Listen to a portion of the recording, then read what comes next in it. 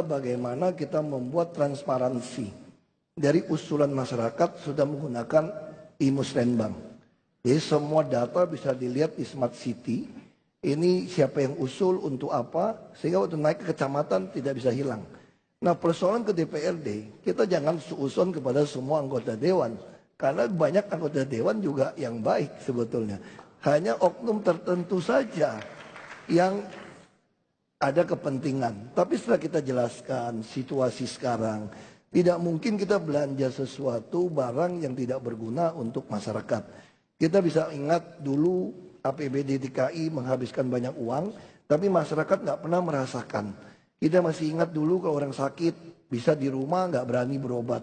Karena hanya diganti 10%, 20%, 50%. Nah dengan penghematan uang seperti ini, uang buat anak-anak sekolah pun sudah kita tingkatkan. Satu anak bisa dapat 600 ribu, 7,2 jutaan satu tahun. Tentu ini semua karena penghematan-penghematan yang berhasil kami lakukan.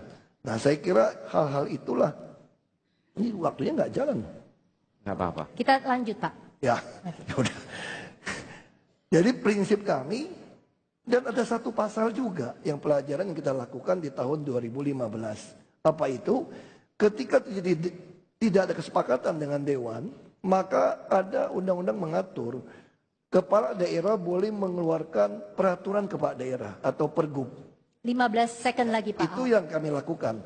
Sehingga melalui peristiwa itu dengan Dewan akhirnya kita ada kesepakatan 2016 sama-sama sepakat membuat Perda APBD. Nah itulah yang dinamika yang kami alami. Terima kasih.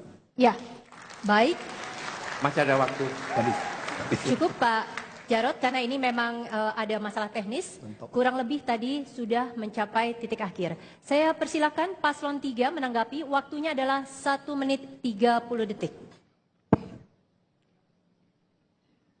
Sebagai gubernur yang berinteraksi dengan DPRD, maka Jakarta bukan satu-satunya gubernur. Ada puluhan gubernur, ada ratusan wali kota, ratusan bupati. Dan apa yang terjadi, prinsip utama dalam menyusun APBD, nomor 1, lihat RPJMD, nomor 1. Yang kedua, aspirasi warga yang terkait dengan periode itu. Yang ketiga, di dalam proses penyusunannya, transparansi, komunikasi, saling menghormati, dan di dalam kita menegosiasikan konten dari RAPBD, kita harus bisa menunjukkan di mana letak kepentingan warga dan komunikasikan dengan warga dengan sebaik-baiknya.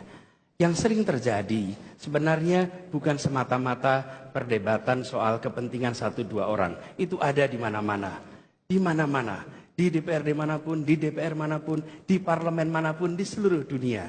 Yang menjadi masalah adalah bagaimana pemimpin bisa merangkul. Kami justru nanti akan mendekati DPRD dengan rasa hormat.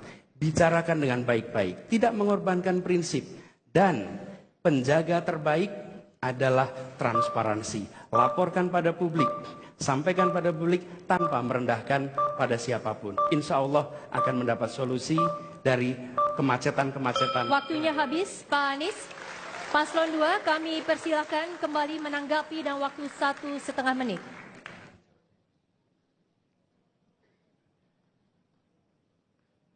Kita sudah sepakati bersama bahwa sistem penganggaran kita itu harus transparan dengan menggunakan teknologi elektronik. Untuk apa? Untuk menjamin dan membangun pemerintahan yang bersih dan bebas dari korupsi. APBD itu adalah uangnya rakyat. Oleh karena itu, ketika kita berkomunikasi dengan teman-teman di legislatif, selalu kita sampaikan, mari kebiasaan-kebiasaan lama yang dulu pernah ada, dengan misalnya mengambil alokasi anggaran untuk kepentingan-kepentingan yang tidak bermanfaat pada masyarakat harus dihentikan. Kita harus mempertanggungjawabkan APBD ini kepada rakyat. Dan kemudian mengelola APBD ini sebesar-besarnya untuk membantu rakyat, terutama warga miskin. Dengan menyelamatkan APBD ini, kami bisa membantu lebih dari 700 anak-anak dapat KJP. Kemudian kami juga bisa memberikan jaminan sosial menyeluruh, memberikan berbagai macam subsidi kepada masyarakat. Artinya apa? Artinya APBD harus diselamatkan. Di samping itu, infrastruktur juga kita bangun dengan baik. Perubahan sudah kita letakkan dan sebentar lagi akan kita selesaikan dengan baik. Terima kasih. Ya, kita boleh tepuk tangan untuk kedua paslon.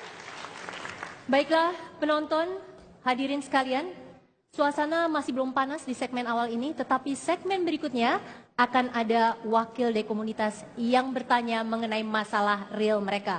Siapa yang paling mampu menjawab di antara kedua paslon ini? Simak dalam segmen berikutnya sesudah jeda komersial berikut ini.